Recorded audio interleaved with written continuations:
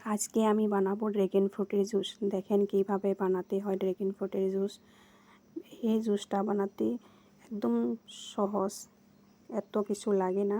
দেখেন আমি ড্রাগন ফ্রুটটা আগে ভালো করে ধুয়ে নিয়েছি, এখন কেটে নিব।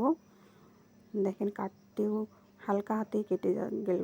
ড্রাগন ফ্রুটটা একদম পেকে টকটকা হয়ে গেছে, ভিতরে দেখেন একদম পিঙ্ক কালার, দেখতেও কত সুন্দর। দেখেন এইভাবে আমি 4 ভাগ করে নিলাম। উপরে ছিলকাগুলো দেখেন এখন উঠিয়ে নিব। কত হালকাভাবে ছিলকাগুলো উঠে গেল। এখন আমি ছোট ছোট পিস করে কেটে নিব। একদম পেকে গেছে, কত সহজে কাটা যাচ্ছে। দেখেন কত সহজ করে একদম ছোট ছোট পিস করে আমি সবগুলো কেটে নিলাম। এখন আমি একটা মিক্সির জার নিব। এই জারটার মধ্যে আমি সবগুলো ড্রাগন ফ্রুট দিয়ে দিব। সবগুলো দেওয়া হয়ে গেল আমার। এখন এর মধ্যে দিয়ে দিব আমি 1 চামচ চিনি আর দিব আধা বাটির মতো দুধ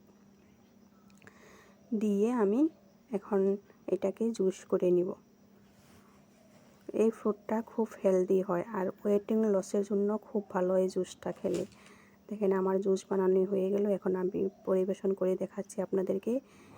এই বরফগুলো আমি আগে চিনি আর দুধটা দিয়ে আমি ফ্রিজার মধ্যে দিয়ে রেখেছিলাম।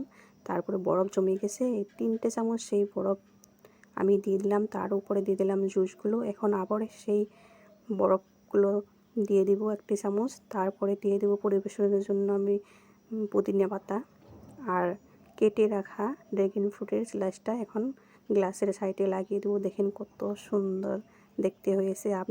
আপনারা একবার বানিয়ে খেয়ে দেখবেন এই জুসটা কত হেলদি হয়।